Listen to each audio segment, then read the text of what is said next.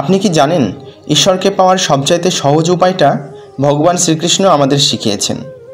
এর জন্য আপনাকে হিমালয়েও যেতে হবে না, আবার ঘন্টার পর ঘন্টা ধ্যানও করতে হবে না। এই একটি উপায়ে আপনার জীবন হবে শান্তি, ভালোবাসা আর ঈশ্বরের আশীর্বাদে ভরা। আজ আমরা শিখব দ্বাদশ অধ্যায়ের সেই রহস্য। অর্জুন প্রশ্ন করে, হে কৃষ্ণ, যোগের মধ্যে শ্রেষ্ঠ কে?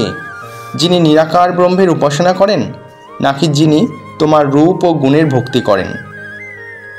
শ্রীকৃষ্ণ উত্তর দেন, দুই ধরনের সাধনাই উত্তম, কিন্তু সহজতর পথ হলো ভক্তি। কারণ ভক্তির মধ্যে আছে হৃদয়ের সংযোগ, ভালোবাসা এবং ঈশ্বরের প্রতি আত্মসমর্পণ। আজকের ব্যস্ত জীবনে আমাদের তপস্যা করার সময় নেই, কিন্তু ভক্তি যে কেউ করতে পারে। কাজের ফাঁকে ঈশ্বরের নাম জপ, প্রার্থনা বা সৎকর্ম করে। ভগবান শ্রীকৃষ্ণ বলেন, মন যদি স্থিরভাবে ঈশ্বরের প্রতি লাগাতে পারো তবে সেটাই শ্রেষ্ঠ ভক্তি। যদি এটা না পারো তাহলে ঈশ্বরের জন্য ভালো কাজ করো। যদি এটাও না পারো তাহলে সৎ পথে থেকো এবং অন্যের মঙ্গল করো। এইভাবে শ্রীকৃষ্ণ ভক্তিকে সবার নাগালে নিয়ে এসেছেন, ধ্যান, কর্ম ও সৎ চিন্তার দ্বারা।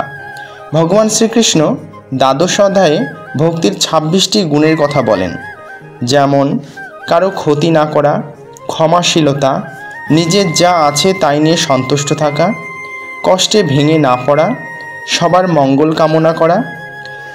যদি আমরা অফিসে, পরিবারে বা সমাজে এই গুণগুলো পালন করি তাহলে শুধু ঈশ্বরই নয়, মানুষও আমাদের ভালোবাসবে ও সম্মান দেবে।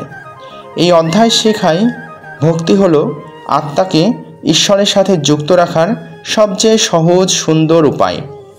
জীবন যতই জটিল হোক, প্রতিদিন কিছু সময় ভক্তি, প্রার্থনা বা কীর্তনে মন দিলে মনের অস্থিরতা কমে, আত্মবিশ্বাস বাড়ে এবং জীবন সুন্দর হয়।